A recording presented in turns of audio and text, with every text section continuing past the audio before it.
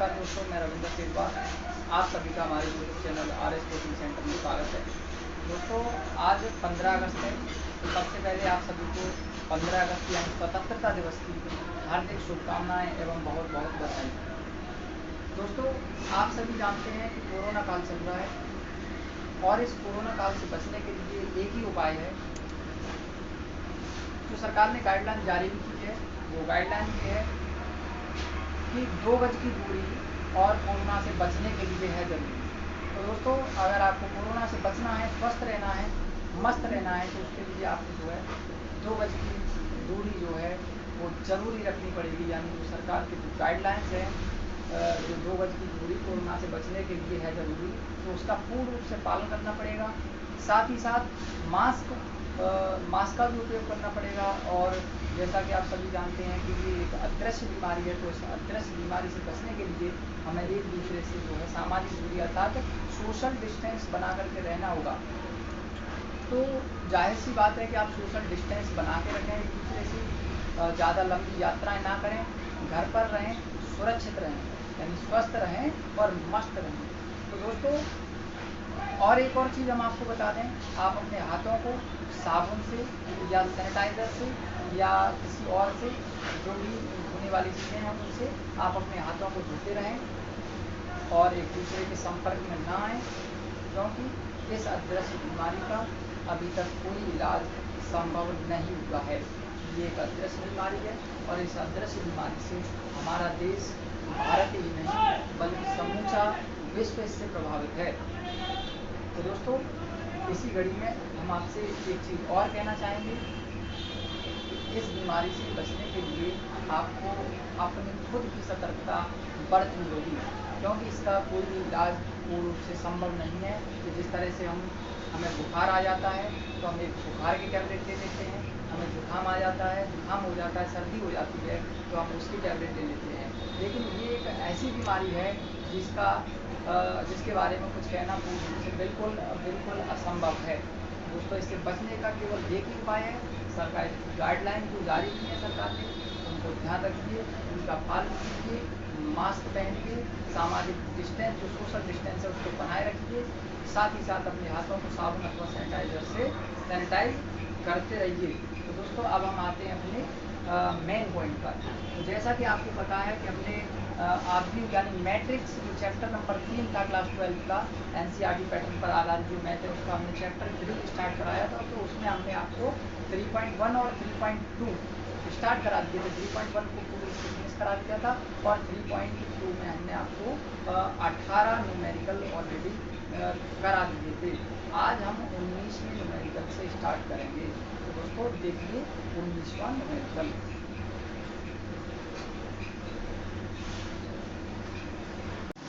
देखिए दोस्तों, question number 19।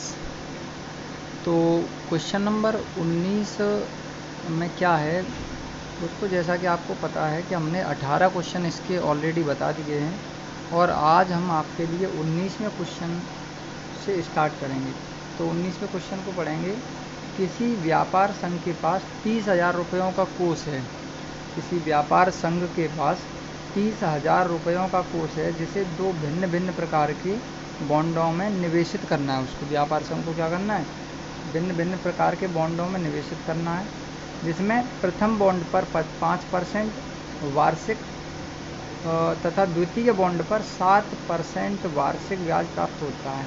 क्या कह रहा है? पहले बॉन्ड पर 5% वार्षिक और दूसरे बॉन्ड पर, यहाँ लिख नहीं पाया है, यहाँ है द्वितीय बॉन्ड। क्या है दोस्तों? द्वितीय बॉन्ड। और द्वितीय बॉन्ड पर 7% ब्याज प्राप्त होता है। आव्यूह गुणन के प्रयोग द्वारा यह निर्धारित कीजिए कि 30,000 रुपयों के कोष को 2 प्रकार के बॉन्डों में निवेशित करने के लिए किस प्रकार बांटें। क्या कह रहा है कि 30,000 रुपये के कोष को 2 बॉन्डों में निवेशित करने के लिए किस प्रकार बांटें जिससे व्यापार संघ को प्राप्त कुल वार्षिक ब्याज 18,000 हो या दूसरे नंबर पर जो है 2,000 हो। तो हम इसको ज्ञात करेंगे। देखिए किस प्रकार से। किसी व्यापार संघ के पास कितना टोटल कोष है? 30,000 रुपये का कोष है। व्यापार संघ के पास जो कोष है वो कुल कोष है 30,000 रुपये। तो ये क्या कह रहा है, इसको 2 प्रकार के बॉन्डों में विभाजित करना है, विभाजित। तो हम लिख लेते हैं यहाँ पे, हम मान लेते हैं, माना 30,000 रुपये के 2 भाग, भाई 2 भागों में हमें बॉन्ड करना है, विभाजित करना है। तो 2 भाग, पहला भाग हो गया x तथा 30,000 माइनस x है। भाई 30,000 रुपये के हमने 2 भाग कर लिए, पहला भाग है x और दूसरा है 30,000 माइनस x।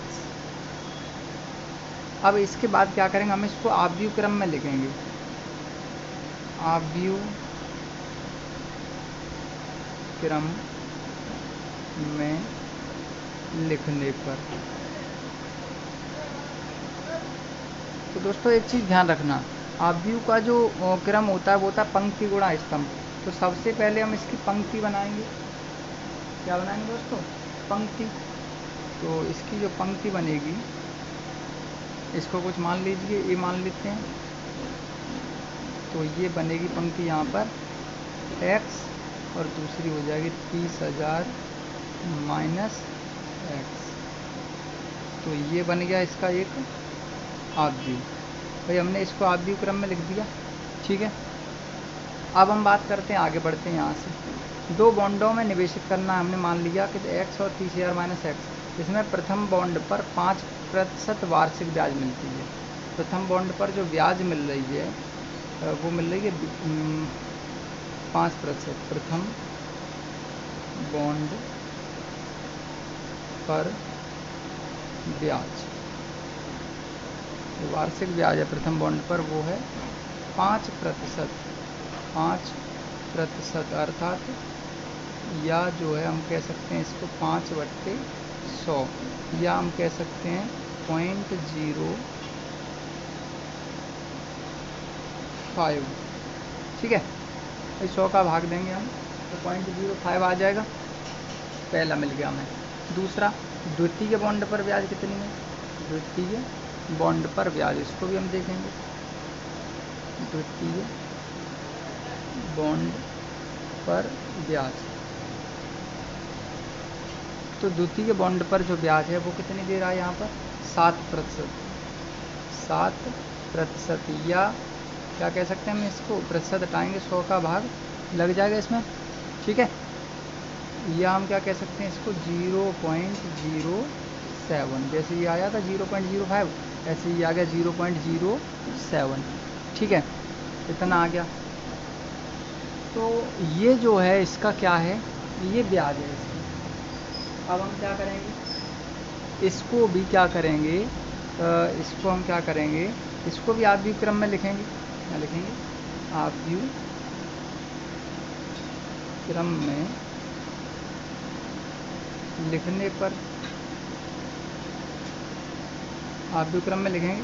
तो दोस्तों देखो, स्तंभ गुणा पंक्ति होती है, हम पंक्ति तो बना ही चुके हैं, अब क्या बनाएंगे, स्तंभ। तो ये ब्याज है, तो इसको हम क्या लिख देते हैं, R मान लेते हैं, या B मान लेते हैं, चलो B ही मान लिया हमने। तो B बराबर हम इसको स्तंभ वाले क्रम में लिखेंगे। तो पहला कितना है 0.05 और दूसरा कितना है 0.07। तो ये बन गया भाई दूसरा आव्यूह, ठीक है। 0.07 वाला ये दूसरा आव्यूह बन गया। अब क्या करेंगे हम, अब थोड़ा सा आगे पढ़ेंगे। हमने भाई यहाँ तक कर दिया, ब्याज प्राप्त होता है।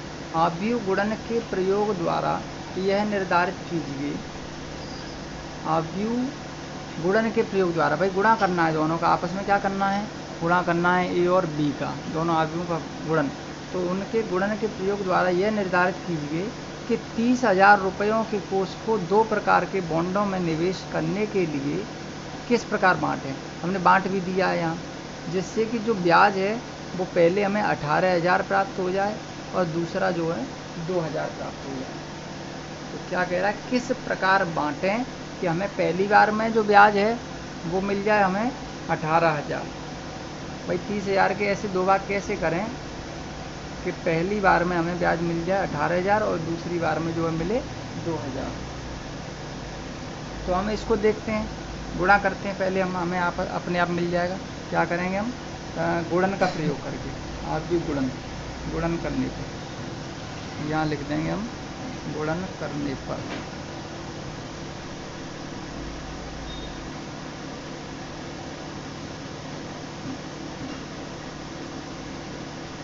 तो गुणन में ए क्या था? ए था x और 30,000 माइनस एक्स, यही था। बी क्या था इसमें? 0.05 और 0.07, ये दो आव्यूह थे। अब हमें क्या करना है? गुणन करना है। तो ए बी निकालेंगे, ए बी बराबर, तो लगा दो, पंक्ति गुणा स्तंभ x 30,000 माइनस एक्स, और बी का मान कितना है? बी का ये 0.05 और 0.07। भाई हमने गुणन का प्रयोग कह रहा है, हम गुणन का प्रयोग करके आपको दिखा रहे हैं। देखिए, गुणा करेंगे, पंक्ति गुणा स्तंभ होता है, तो पंक्ति का किसमें करेंगे? स्तंभ में, एक ही स्तंभ है और हमारे पास एक ही पंक्ति है इधर, तो x का गुणा करेंगे 0.05 में, तो x का गुणा 0.05 में करेंगे तो 0.05 x हो गया प्लस, तो पहले का पहले में हो गया। अब इसका होगा दूसरे, गुणा कर देते हैं। 30,000 माइनस एक्स का 0.7, तो 30,000 माइनस एक्स का गुणा 0.7, 0.07 गुणा,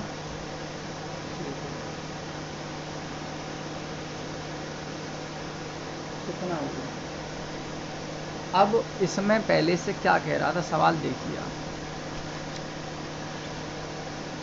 यहाँ पढ़िए क्या कह रहा है। आप भी गुणन के प्रयोग द्वारा यह निर्धारित कीजिए 30,000 रुपये के कोष को दो प्रकार बॉन्डों में निवेश करने के लिए किस प्रकार बांटें कि व्यापार संघ को प्राप्त कुल वार्षिक ब्याज 18,000 हो जाए। पहले नंबर पे क्या कह रहा है? 18,000। तो हमें गुणन का प्रयोग करके तो करना, पहले नंबर पे क्या दे रहा है? 18,000, अर्थात जो ए बी की वैल्यू दे रहा है यहाँ पर, तो इसके हिसाब से दे रहा है ए बी का मान 18,000 पहली बार में। तो आप भी गुणन का प्रयोग करके जो इसमें पहले से निकाल कर रख दिया, इसने 18,000 रख दिया, और क्या पूछ रहा है? 30,000 के भाग करने की पूछ रहा है। तो हमें 30,000 के भाग करने हैं, बाकी ब्याज तो इसने दे दी है। तो पहली बार में इतनी ब्याज प्राप्त हो जाए तब 30,000 के कौन कौन से भाग होंगे, और दूसरी बार में 2,000 हो जाए तब 30,000 के कितने भाग होंगे, यानी कैसे कैसे होंगे। देखिए हल कर देते हैं इसको। 18,000 ये पहले से लिखा हुआ है, बराबर ये तो 0.05x है, प्लस ये 30,000 का गुणा करेंगे इसमें, तो गुणा कर दीजिए, कितना हो जाएगा? जब 30,000 का गुणा करेंगे तो 7 3 21। हाँ भाई,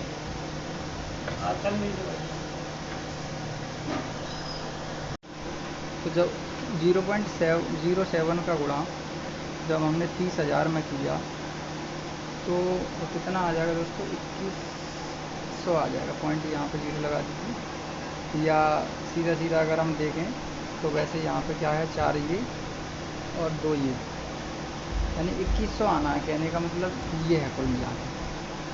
ठीक है दोस्तों, 2100, तो 2100 ये हो गया, माइनस 0.07 और x हो गया, इतना आ गया। अब बढ़ते हैं आगे। तो दोस्तों जो 2100 हैं इन्हें क्या करेंगे? हम इधर ले आएंगे, तो 18,000 ये पहले से चल रहे हैं, ये प्लस वाले इधर माइनस के हो जाएंगे 2100, और इधर क्या बचा? इधर क्या बचा दोस्तों? ये बचा 0.05 और माइनस 0.07, ये दो चीज़ें बची। देखिए इसके बाद क्या कर लिया हमने, अब क्या बचा?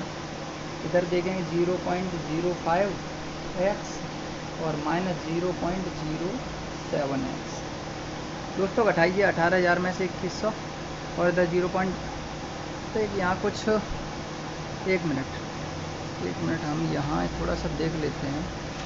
इसमें जो वैल्यू थी वो नंबर फर्स्ट पे यहाँ कुछ मिस्टेक है, ये 1800 रुपये है। कितना है दोस्तों? 1800 रुपये।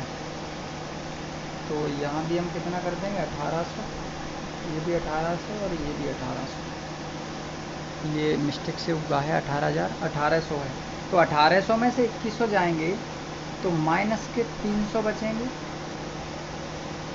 कितने बचेंगे दोस्तों? माइनस के 300।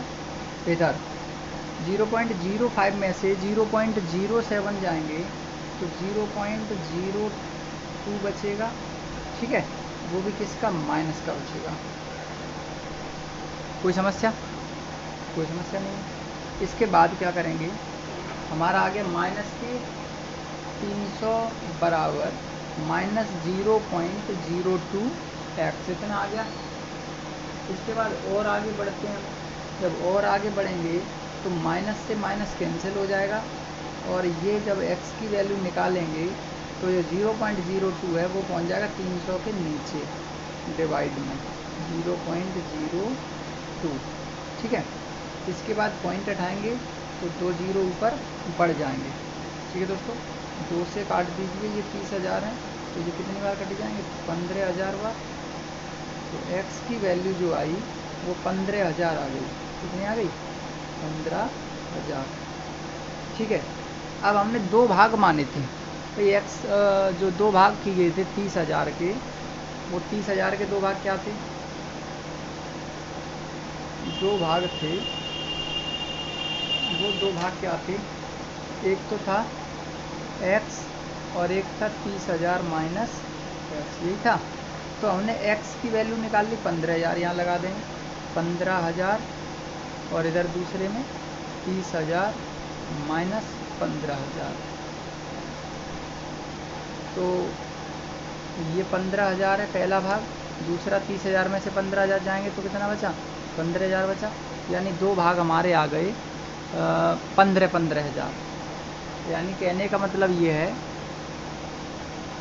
कि जब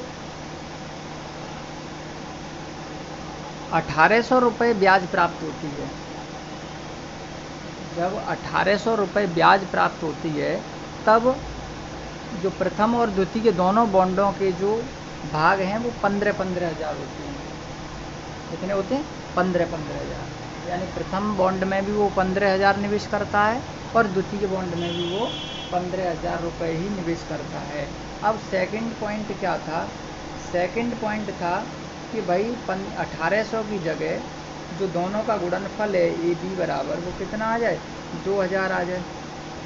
भाई दूसरे में ये मतलब था, पहले में कितना मांग रहा था कि दोनों के गुणनफल से 1800 रुपये वार्षिक ब्याज प्राप्त हो, तब जो निवेश कर रहे हैं हम 2 भाग कर रहे हैं 30,000 के, वो कितने कितने कर रहे हैं? तो वो हो गए हैं 1500। जब 2,000 करेंगे तब कितने कितने भाग होंगे, तो वो चीज़ हमें और दिखानी है। तो देखिए दोस्तों, उसके लिए भी हम क्या करेंगे? अब हमें 2,000 दे रहा है तो हम पहले की तरह गुणा करेंगे ए और बी का। तो ए की जो वैल्यू थी वो कितनी थी? पहली x और दूसरी 30,000 माइनस x, ये था भाई पहला आप। बी की वैल्यू जो थी वो थी 0.05 और 0.07, बिल्कुल सेम उसी की तरह। अब हम क्या करेंगे? मल्टीप्लाई करेंगे आपस में। भाई x का इसमें करेंगे तो 0.05 x हो गया। अब इसका इसमें करेंगे तो प्लस 30,000 माइनस x का जब इंटू करेंगे तो ये हो जाएगा इंटू 0.07। और कर देते हैं आगे। ए बी की वैल्यू कितनी दे रहा है? 2,000। ठीक है, तो 2,000 तो ये ऑलरेडी चल ही रहा है। आगे बढ़ते हैं। 0.05 x प्लस 30,000 माइनस जब 7 का इधर करेंगे तो ये भी कितना आएगा? 2100 ही आएगा। 2100 माइनस इधर करेंगे तो 0.07 और x। ठीक है, आगे बढ़ते हैं। अब क्या करेंगे? ये 2,000 तो इधर चल ही रहे हैं, 2100 को इधर ले आएंगे तो माइनस 2100 हो गया भाई, प्लस वाली इधर किसकी हो गई? माइनस की। अब 0.05 में से 0.07 घटाएंगे तो माइनस का 0.02 x बचेगा। ठीक है, 2000 में से 2100 जब जाएगा तो माइनस का 100 बचेगा। कितना बचेगा? माइनस का 100। और इधर माइनस 0.02 x, माइनस से माइनस कैंसिल हो गया।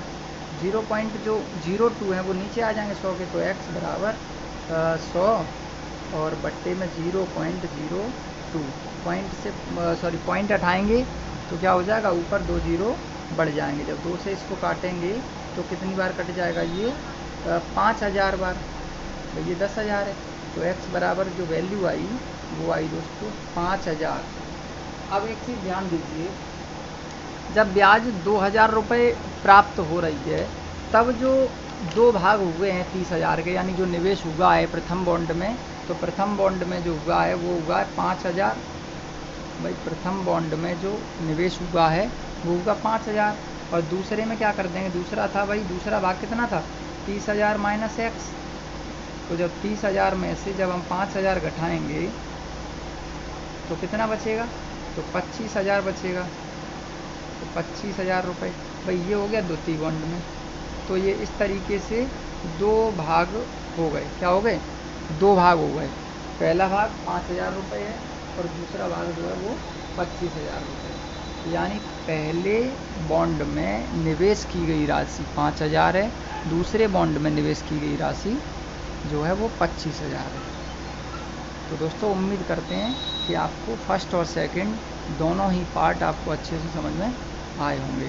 अब बढ़ते हैं अगले क्वेश्चन की ओर। दोस्तों देखिए 20वां क्वेश्चन। 20वें क्वेश्चन में क्या है देखिए ध्यान से। किसी स्कूल की पुस्तकों की दुकान में, कोई स्कूल है और उसी स्कूल में एक पुस्तक की दुकान है, पुस्तकों की दुकान में 10 दर्जन रसायन विज्ञान। कितने दर्जन? 10 दर्जन। एक दर्जन में कितना होता है? 12, यानी 12 धाम के 120। 120 तो रसायन विज्ञान की किताबें हैं। 8 दर्जन यानी एक दर्जन में 12, तो 12 का गुणा कर दो, तो 8 दर्जन भौतिक विज्ञान है तथा 10 दर्जन अर्थशास्त्र की पुस्तकें हैं। इन पुस्तकों का जो विक्रय मूल्य है वो क्रम से 80, 60 तथा 40 रुपये प्रति पुस्तक के हिसाब से बेची जाती हैं।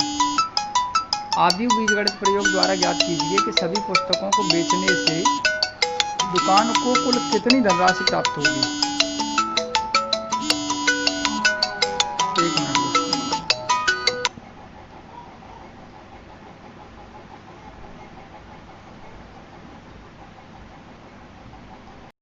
तो एक बार फिर से देखते हैं यहाँ पे क्या कह रहा है। किसी स्कूल की पुस्तकों की दुकान में 10 दर्जन रसायन विज्ञान, 8 दर्जन भौतिक विज्ञान और 10 दर्जन अर्थशास्त्र की पुस्तकें हैं। इन पुस्तकों का जो विक्रय मूल्य है वो 80, 60 और 40 है प्रति पुस्तक। इस हिसाब से है। आव्यूह के बीजगणित प्रयोग द्वारा ज्ञात कीजिए कि सभी पुस्तकों को बेचने से दुकान को कुल कितनी धनराशि प्राप्त होगी। दोस्तों वैसे तो हम डायरेक्टली निकाल सकते हैं कि भाई ये सीधा सीधा में दिख रहा है 10 दर्जन है, तो 12 का गुणा कर दो तो हमारा दर्जन में से ये पुस्तकें निकल आएंगी, तो 12 धाम की 120 पुस्तक ये हो गई। अब 120 पुस्तक, अब ये पहली पुस्तक कितने रुपए के हिसाब से बेच रहेगी? 80 के। 80 का गुणा 120 में कर दो, ऐसे इसका इसमें कर दो, हो जाएगा काम। लेकिन हमें निकालना क्या है? आव्यूह विधि से निकालना है। तो आव्यूह विधि से जब निकालेंगे तो देखिए किस प्रकार से निकालें। यहाँ हम लिख लेते हैं और इसके बाद जो है देखिए क्या है, तो ये हम देखेंगे यहाँ 10 दर्जन जो है वो रसायन विज्ञान है। यहाँ हम लिखेंगे रसायन विज्ञान।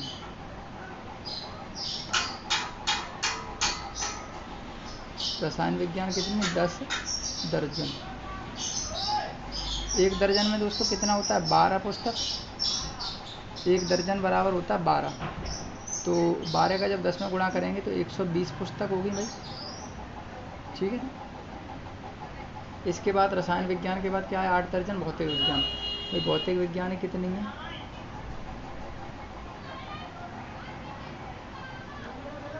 8 दर्जन है, तो इनमें भी 12 का गुणा करेंगे तो ये हो गई 96 पुस्तकें। इसके बाद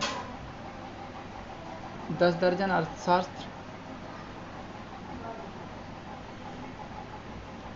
तो अर्थशास्त्री कितनी है? 10 दर्जन। तो जब 10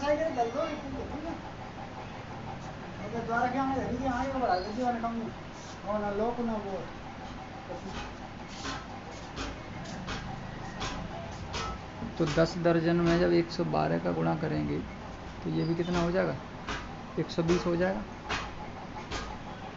ठीक है, तो ये तो हमारी आ गई पुस्तकें आ गई। ठीक है, तो हमने पुस्तकें निकाल ली। अब हम इसको लिखेंगे आव्यूह क्रम में। आव्यूह क्रम में लिखने पर दोस्तों आप आव्यूह का क्रम तो जानते ही हैं कि सबसे पहले हम पंक्ति बनाते हैं। तो हम इसको मान लेते हैं, माना ए बराबर जो हमारा आव्यूह क्रम बना वो पंक्ति बन गई हमारी 120, 96 और 120। भाई ये बन गया हमारा पहला आव्यूह ए। इसके बाद हम इधर देखेंगे, ये 80, 60 और 40 ये इनकी जो है मूल्य हैं, यानी विक्रय मूल्य। यानी जो हमारी पहली किताब है वो 80 रुपये की बेची जा रही है रसायन की, दूसरी किताब जो भौतिक विज्ञान है वो 60 की, और तीसरी जो अर्थशास्त्र है वो 40 की। तो हम क्या करेंगे, इसको भी जो है अपने 80, 60 और 40 को भी उसमें बनाएंगे आव्यूह क्रम में। तो यहाँ लिखेंगे विक्रय मूल्य। तो विक्रय मूल्य क्या है, विक्रय मूल्य 80, 60 तथा 40 इतने रुपए के हिसाब से बेची जा रही हैं। तो इसका भी हम आव्यूह क्रम बनाएंगे। आव्यूह क्रम में लिखने पर भाई ये इनकी रेट है, तो रेट है तो हम इसको आर से मान लेते हैं। तो आर बराबर इसका हम हम यहाँ पे स्तंभ पंक्ति तो बना ही चुके हैं, अब हम बनाएंगे स्तंभ। तो 80, 60 और 40 ये हमारा बन गया स्तंभ। क्यों ऐसा हम किया हमने, क्योंकि ये पंक्ति है और ये स्तंभ है, और आव्यूह का क्रम आप जानते हैं कि पंक्ति गुणा स्तंभ होता है। उसी के अनुसार हमने पहले पंक्ति बनाई, पहली जो राशियाँ थी उनसे, दूसरी जो राशियाँ उनसे स्तंभ बना दिया। अब हम क्या करेंगे, अब हम भाई इनका बीजगणित देखेंगे, यानी आव्यूह का गुणन। तो बीज गणितीय गुण से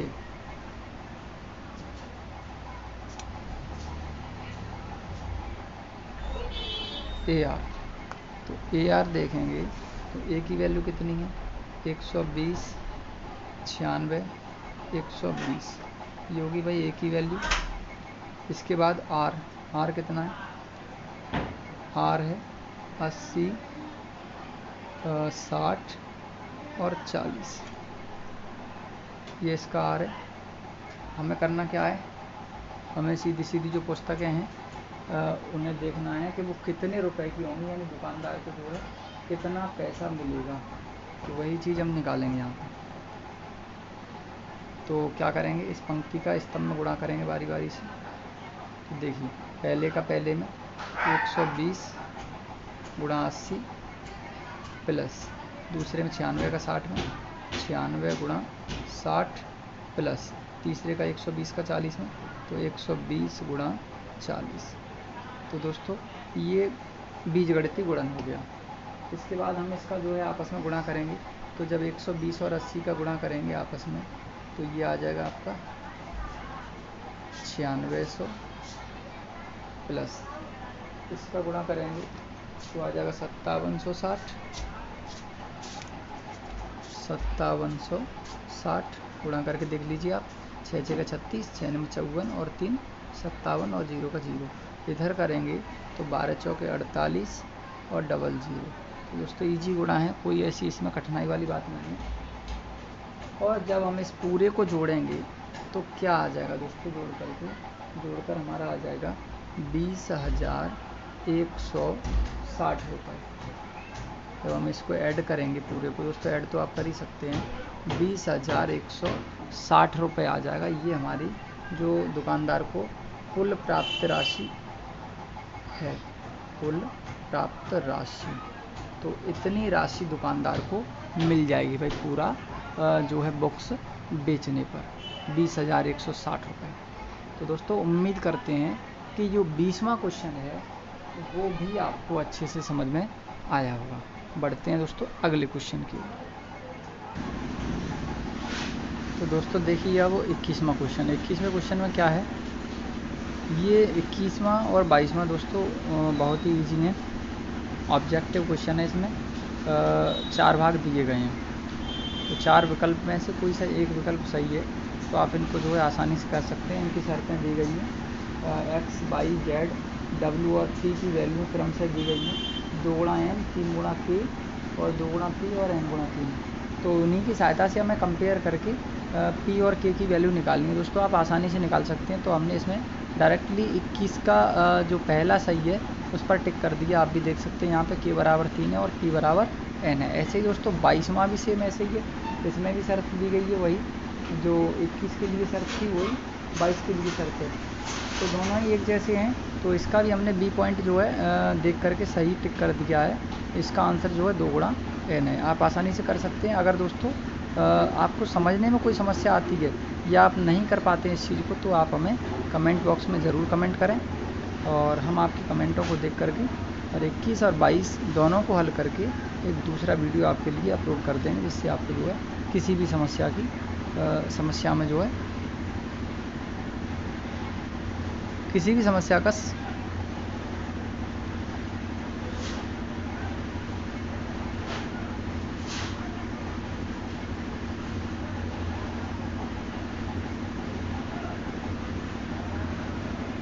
तो दोस्तों आप देख ही चुके हैं कि 21 और 22 को हमने डायरेक्टली बता दिया है।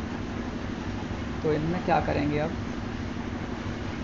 21 और 22 को आप जो है अपने रफ पर करके देखना। अगर नहीं आते हैं तो आप हमें कमेंट बॉक्स में बताएं। फिर भी